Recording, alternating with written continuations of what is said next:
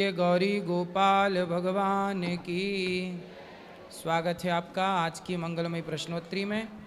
जो YouTube पर जुड़ रहे हैं आप सभी चैनल को सब्सक्राइब करके शेयर कर लें। सवाल किसका है, हाथ उठाएं। चलो, जिनका प्रश्न है आप खड़े हो जाइए। जी प्रभु जी राधे राधे। हाँ जी, आपके चरणों में दास का कोटि कोटि वंदन, खुश प्रणाम। रहिए, खुश रहिए। प्रभु जी मेरी दो जिज्ञासाएं जिसे आप शांत करने की कृपा करें। जी पहला मेरा सवाल है कि जब भगवान ही सब कुछ करने कराने वाले हैं तो फिर इंसान दोषी क्यों है? तो आप क्या चाहते हैं कि भगवान ही दोषी रहें? नहीं, जैसे कि कहा जाता है कि मतलब चोर चोरी करे और दोष भगवान को दे? नहीं, जैसे क्या चाहते हैं आप? मैं ये चाहता हूँ उनकी मर्जी के बिना पत्ता नहीं हिलता। ठीक तो है। हम कोई भी कर्म करते हैं तो जब बुरा करते हैं तो हमारे मत्थे मर दिया जाता है कि हमने अपनी बुद्धि से करा, और जब अच्छा करते हैं तो ये कहते हैं कि भगवान की कृपा से। ना ना, अच्छा भी आपका है। नहीं, तो यही तो जिज्ञासा। अच्छा भी आपका है और बुरा भी आपका है। अब ईश्वर क्या करते हैं ये बताओ कि जो जज होता है जी, यदि वह किसी को फांसी की सजा देता है तो क्या जज की उस व्यक्ति से पर्सनल दुश्मनी है? नहीं, तो जज ने उसे फांसी काहे दे दी? उसके कर्मों के आधार पे। हाँ, जैसे उसके कर्मों के आधार पर जज ने फांसी दी, उसी प्रकार ईश्वर तो केवल जज बन के आपके कर्मों का हिसाब किताब करते हैं। प्रभु जी आपकी बात बिल्कुल ठीक है। ईश्वर का वही काम है जो एक जज का काम है। सांसारिक जज शायद पैसों में बिक भी जाए, पर परमात्मा एक निष्पक्ष जज है जो कभी किसी के बिकाऊ नहीं है, कोई खरीद नहीं सकता, किसी को कौड़ी कम नहीं देता, किसी को दमड़ी ज़्यादा। समझदार तो चुप रह जाता, मूर्ख शोर मचाता, मेरे मालिक की दुकान में सब लोगों का खाता। तो प्रभु जी प्रेरणा तो भगवान ही देते हैं हमें कुछ भी करने की, तो हम कैसे कर सकते हैं? क्या आपको हम कहें कि आग में कूद जाओ, कूद जाओगे? नहीं कूदेंगे। क्यों? जब इंसान कुछ बुरा करने वो होता है तो पहले जो हम पूछ रहे हैं उत्तर दो। नहीं हम कूदेंगे। आपसे कहें आग में कूद जाओ, कूदोगे? नहीं कूदेंगे। क्यों नहीं कूदोगे? क्योंकि जानते हैं कि आग में जलेंगे। तो आप ये भी तो सोचो कि हमारे द्वारा भगवान ही तो कह रहे हैं कि आग में कूद जाओ, तो काहे नहीं कूद रहे हो? ठीक है। मतलब आग में आप इसलिए नहीं कूद रहे हो क्योंकि आपको समझ है कि आपके लिए क्या सही है और क्या गलत है। उसी तरह भगवान ने आपको पागल बनाया होता तो अलग विषय था, पर आपको समझने की बुद्धि दी है ना। आपको पता है कि चोरी करना गलत है, बलात्कार करना गलत है, मार काट करना गलत है। जब आपको पता है कि ये गलत है तो फिर आपने क्यों किए, और किए तो फिर भोगेगा कौन? हम ही भोगेंगे। ईश्वर ने तो कहा नहीं कि तुम किसी के साथ बलात्कार करो, ईश्वर ने तो कहा नहीं कि तुम किसी के घर में चोरी करो। भाई आपको पता था ना कि सही क्या है गलत क्या है। आपको पता है कि ये आग है, इसमें कूदेंगे तो जल जाएंगे, ये कुआं है, इसमें कूदेंगे तो मर जाएंगे। आपको जब पता है सही गलत का तो फिर दोष आपका हुआ ना, ईश्वर का कैसे हुआ? लेकिन प्रभु जी फिर भी परिस्थितियां ऐसी बन जाती हैं। आज भी केस देखने को आते हैं कि महिलाएं जल रही हैं जिंदा, या कोई आत्महत्या कर रहा है डिप्रेशन में जाके, या कोई परीक्षा में फेल हो गया। हाँ। तो परिस्थितियां वैसी बन जाती हैं कि इंसान तो करने पे मजबूर हो जाता है। क्यों ऐसी बनाते हो? परिस्थितियां बनाने वाला कौन है? आप लोग ही तो बनाते हैं। आप लोगों को कंपटीशन क्यों करना है? जो इसलिए तो ईश्वर ने कहा है, ईश्वर का विधान कि गौधन गजधन बाजधन और रतन धन खान, जब आवे संतोष धन सब धन धूरी समान। जितना पढ़ लिया, जितना कमा लिया, जितना पा लिया, उतने में संतोष रखे व्यक्ति तो कभी डिप्रेशन की बीमारी ही ना हो। असंतुष्ट है इसलिए तनाव है, चिंताएं हैं, डिप्रेशन है। यदि व्यक्ति संतुष्ट है तो बताओ सुखी है कि नहीं? अब देखो ये साधु बैठे हमारे ध्रुवदास जी महाराज, जी जी। ये पेड़ के नीचे भी सो जाते हैं, ये महलों में भी रह लेते हैं और घास की झोपड़ी में, इन्हें कुछ चाहिए ही नहीं, इसलिए ये सुखी हैं। पर आपको सब कुछ चाहिए पर है कुछ नहीं तो आप दुखी हैं। आपके पास भी कुछ नहीं है, साधु के पास भी कुछ नहीं है। फर्क इतना है कि आपके पास कुछ नहीं है पर पाने की इच्छाएं हैं, पर साधु के पास कुछ नहीं है पर कुछ पाने की उसके अंदर इच्छा ही नहीं है, इसलिए वह सुखी हैं, आप दुखी हैं। तो प्रभु जी फिर इस चौपाई का क्या मतलब हुआ है? मैंने एक चौपाई पढ़ी थी कि जाको प्रभु दारुण दुख दें, बाकी मति पहले हर लें। भगवान को जिसे दुख देना होता है उसकी बुद्धि पहले भ्रष्ट कर देते हैं। ठीक है। तो फिर इंसान के हाथ में क्या रहा कुछ? विनाश काले विपरीत बुद्धि, जब नाश मनुज पर छाता है पहले विवेक मर जाता है। सुनो, जब व्यक्ति भगवान के बताए रास्ते से भटक जाता है, जैसे दुर्योधन ने साड़ी खींची द्रौपदी की, खिंचवाई दुशासन से, चलो दुर्योधन ने गलती की, दुशासन ने भी गलती की, पर भगवान ने एक मौका दिया। भगवान शांति दूत बनकर गए थे कि पांडव को 5 गांव दे दो, यदि मान लोगे तो आपका विनाश नहीं होगा। पर दुर्योधन ने गलती की, पांडवों का धन भी हड़प लिया, द्रौपदी के कपड़े भी उतार दिए और शांति दूत बनकर गए तो भगवान के प्रस्ताव को ठुकरा दिया। तब भगवान को लगा कि अब इसे दंड देना पड़ेगा। जो व्यक्ति भगवान का कहा भी ना सुने, जो माँ बाप का कहा ना सुने, जो बड़ों का कहा ना सुने, तब भगवान उसकी मति इसलिए घुमाते हैं कि अब इसके विनाश का टाइम है, क्योंकि इसे दंड देना है, क्योंकि इसके पाप बढ़ गए, इसलिए भगवान वहां करते हैं। परंतु आपको मौका देते हैं। ऐसा नहीं कि दुर्योधन को मौका नहीं दिया, रावण को भी मौका दिया। हनुमान जी समझाने गए, अंगद जी समझाने गए कि भाई शरण में चल, बच जाएगा। पर जब सारे मौकों को आप ठुकराओगे तब तो फिर समय विपरीत आके खड़ा होगा। इसलिए नाश हुआ, पर नाश करने के पहले परमात्मा कई मौके देते हैं, अवसर देते हैं। इसलिए उसको आप समझना है। आपको डायरेक्ट नाश नहीं होता कभी किसी का। ठीक है प्रभु, मेरा दूसरा प्रश्न ये है, आपने जो पूछा कि ईश्वर की मर्जी के बिना पत्ता नहीं हिलता, देखो कुछ जगह बात सही है, ईश्वर की मर्जी के बिना पत्ता नहीं हिलता, ये बात सबके लिए नहीं है।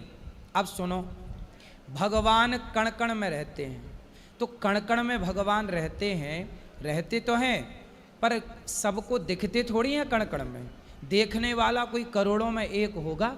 उसी तरह ईश्वर की मर्जी के बिना पत्ता नहीं हिलता। ये बात उनके लिए है जो ईश्वर पर भरोसा करते हैं। अब मैं ईश्वर पर भरोसा करता हूँ, जब मैं ये मानूंगा कि परमात्मा की इच्छा के बिना पत्ता नहीं हिलता, तो जब मैं ये जानता हूँ कि सब ईश्वर की मर्जी से है, तो मैं गलत करता ही नहीं। अब आप गलत करें और फिर कहें कि ईश्वर की मर्जी के बिना नहीं होता, तो सुनो, सारे ज्ञान सबके लिए नहीं है ना। इसलिए कहते हैं ना, सत्संग सुनने का, कथा सुनने का अधिकारी कौन? सब अधिकारी नहीं होते, समझो। अब बताओ, परमाणु बम पाकिस्तान के पास चला गया, क्या वो अधिकारी था? नहीं। यदि शक्ति गलत व्यक्ति के हाथ में चली जाए तो वो उसका क्या करता है? दुरुपयोग करता है। इसीलिए कहते हैं कि कुछ ज्ञान ऐसे हैं जिस ज्ञान को पाने के अधिकारी सब लोग नहीं है। तो जो ये वाला ज्ञान है कि ईश्वर की मर्जी के बिना पत्ता नहीं हिलता, इस ज्ञान के भी अधिकारी सब थे नहीं, पर यह ज्ञान सब तक पहुंच गया। तो इस ज्ञान के बल पर लोग मिसयूज कर रहे हैं पाप स्वयं, और दोषी बना रहे हैं ईश्वर को। ठीक है प्रभु, मेरा दूसरा प्रश्न ये है कि भगवत गीता में भगवान श्री कृष्ण अपनी विभूतियाँ बताते हैं कि पक्षियों में गरुड़ में हूँ, जलाशयों में समुद्र में हूँ, ऐसे ही बताते हैं कि इंद्रियों में मन में हूँ। और हम बात बात पे सुनते हैं आचार्यों से कि मन को वश में करो। हाँ। तो जब भगवान श्री कृष्ण इंद्रियों में मन खुद अपने आप को बता रहे हैं, तो हम मन को कैसे वश में कर सकते हैं फिर? और किसी ने करा हो तो उदाहरण दे के बताइए। जिस गीता की आप बात कर रहे हैं, उसी गीता में भगवान से अर्जुन ने पूछा कि चंचलम ही मनः कृष्ण। अर्जुन ने कहा कि प्रभु मेरा मन बड़ा चंचल है, मैं क्या करूं? ये अर्जुन ने सवाल किया गीता में कृष्ण भगवान से। तब भगवान ने कहा कि अभ्यासेन तु कौन्तेय वैराग्येण च गृह्यते। हे अर्जुन, जैसे मंदारी बंदर को अभ्यास के बल पर प्रैक्टिस करा करा के बंदर को वश में कर लेता है, मंदारी के इशारों पर बंदर नाचता है कि नहीं? यदि बंदर को वश में किया जा सकता है तो अभ्यास के कारण मन को भी वश में किया जा सकता है। अब रही बात कि मन को वश में क्यों करना है, भाई मन को वश में नहीं करोगे तो पराई स्त्री में मन चला जाएगा, दूसरे के धन में मन चला जाएगा। इसलिए मन को कंट्रोल करना ही पड़ता है, क्योंकि पूरा खेल मन का है। मन के हारे हार है, मन के जीते जीत, मन ही मिलावत राम से, मन ही करत फजीत। तो मन का खेल है पूरा, प्रभु जी, इसलिए कंट्रोल। किसी ने करा है, एक आध नाम बता सकते हैं आप, किसी ने मन को वश में किया हो अपने? सुखदेव जी ने मन को वश में किया, ठीक है। बड़े बड़े साधु संतों ने। अब देखो ये संत जन बैठे तो हैं, मन कंट्रोल में है। बहुत सारे साधु हैं जिनका मन नहीं भटक रहा है। अब बताओ, मन को वश में करना कठिन तो है, पर कर सकते हैं, कोई बहुत बड़ी बात नहीं है। आप अपनी पत्नी के संग रह करके अपनी पत्नी में खुश हैं, पराई स्त्री में आपका मन नहीं जाता। आप गांव घर में देखिए, बहुत सारे लोग हैं जो अपनी पत्नी अपने पति में ही खुश हैं, किसी और नारी को बिल्कुल नहीं देखते गलत नज़र से।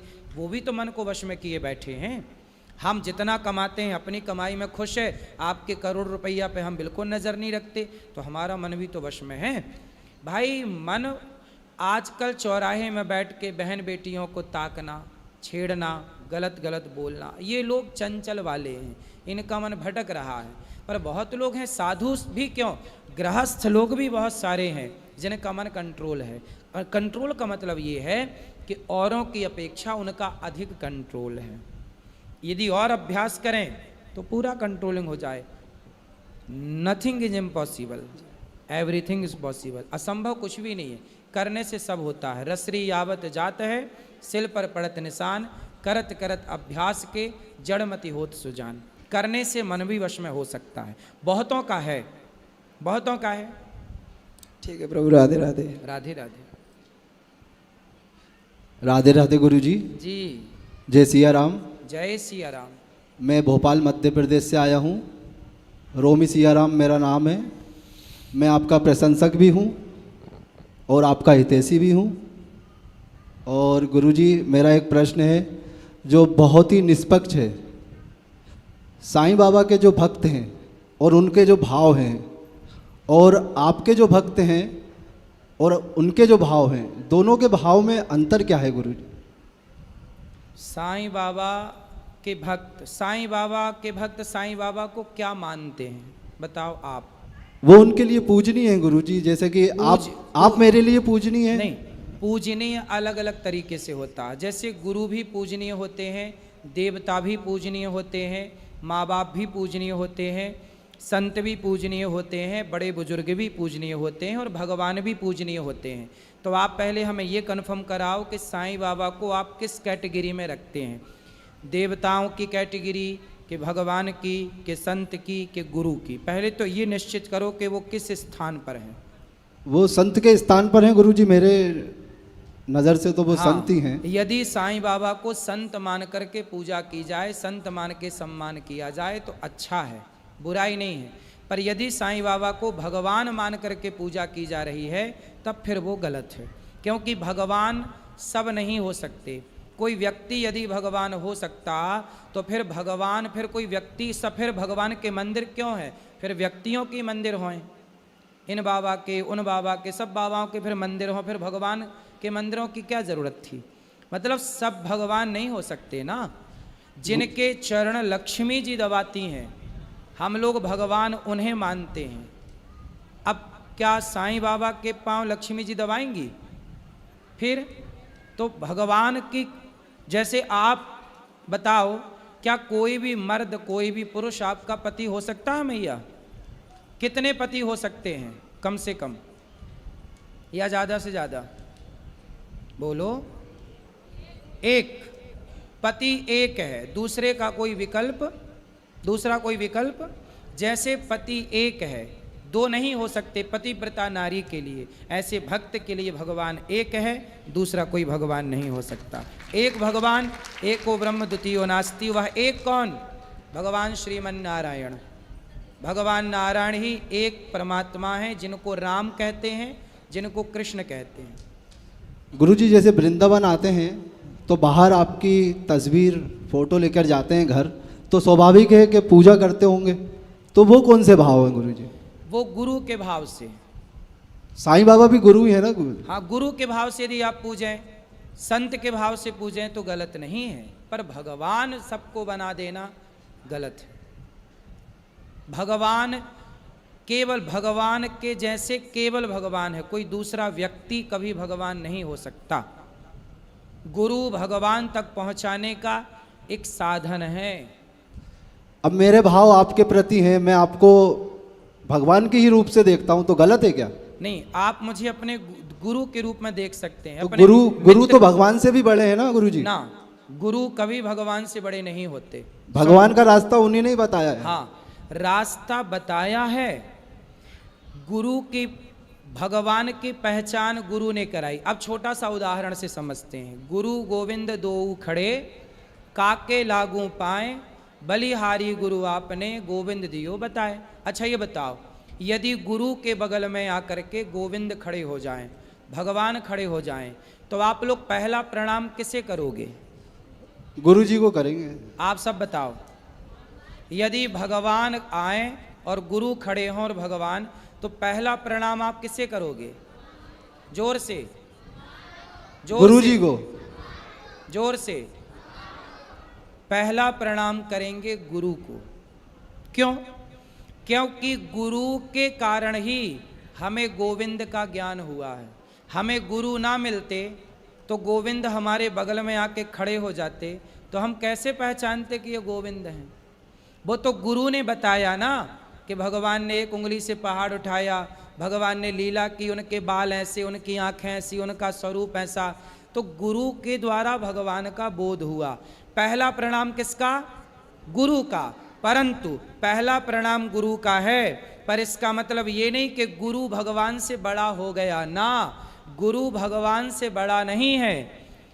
गुरु को पहला प्रणाम इसलिए कि गोविंद का ज्ञान गुरु से हुआ, तो पहला प्रणाम गुरु को और आखिरी प्रणाम समर्पण भगवान के चरणों में होना चाहिए। भगवान बड़े हैं, गुरु का सम्मान करना है। गुरु का, गुरु भगवान के समकक्ष हैं। समझो, गुरु भगवान के क्या हैं? समकक्ष हैं, पर गुरु भगवान नहीं है। गुरुर ब्रह्मा गुरुर विष्णु। गुरु ब्रह्मा है। कौन से ब्रह्मा? जैसे ब्रह्मा सृष्टि करते हैं, ऐसे गुरु आपके भीतर नए नए अच्छे अच्छे थॉट, विचार भरते हैं, विचारों की सृष्टि करते हैं। इसलिए ब्रह्मा। गुरुर विष्णु, जैसे विष्णु भगवान पालन करते हैं, ऐसे गुरु आपके अच्छे विचारों का पालन कथा सुना सुना के करते हैं कि वो अच्छे विचार बने रहें। और गुरुर्देवो महेश्वरा, जैसे भगवान शंकर संहार करते हैं, उसी तरह आपके हर गलत विचारों का संहार गुरु जी कर देते हैं। गलत थॉट समाप्त, गलत विचार खत्म, अच्छे विचारों को भर दिया। तो गुरु इस हिसाब से ब्रह्मा विष्णु महेश है। इसका मतलब ये नहीं कि गुरु ही ब्रह्मा है, गुरु ही विष्णु ना। ब्रह्मा विष्णु महेश कहने का तात्पर्य है कि ब्रह्मा विष्णु महेश, जो ब्रह्मा सृष्टि करते हैं, विष्णु पालन, शिव संहार करते हैं, उसी तरह गुरु आपके भीतर अच्छे विचारों को भरना, उनको पालना और गलत विचारों का संहार, इस भाव से ब्रह्मा विष्णु महेश कहा गया है। परंतु गुरु भगवान के समकक्ष है, पर गुरु भगवान नहीं है। यदि गुरु ही भगवान होता तो गुरु के मंदिर होते, फिर भगवान के मंदिर क्यों हैं? सवाल खड़ा हो गया ना। यदि गुरु ही भगवान होता तो फिर गुरुओं के मंदिर होते, भगवान के मंदिर क्यों हैं? इसका मतलब बेटा, गुरु अलग तत्व है, ईश्वर अलग तत्व है। ईश्वर, गुरु भी क्या, मैं आपको क्या बता रहा हूं कि श्रीमन्नारायण श्रीमन्नारायण जपो। हनुमान जी क्या है? जय जय जय हनुमान गोसाई, कृपा करहूं गुरुदेव की नाई।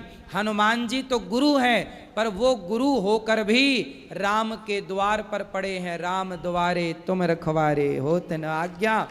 छाती फाड़ते हैं हनुमान जी। कौन निकलता है?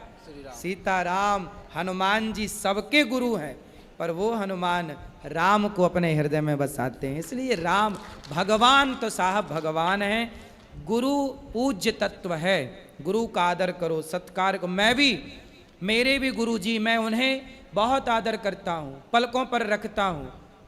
कभी मैंने अपने गुरु की आज्ञा का उल्लंघन नहीं किया। मैंने कभी अपने गुरु जी से कभी उनके रहते मैंने कभी ऐसा कोई काम नहीं किया कि मेरे गुरु को मेरे कारण सिर झुका के चलना पड़े।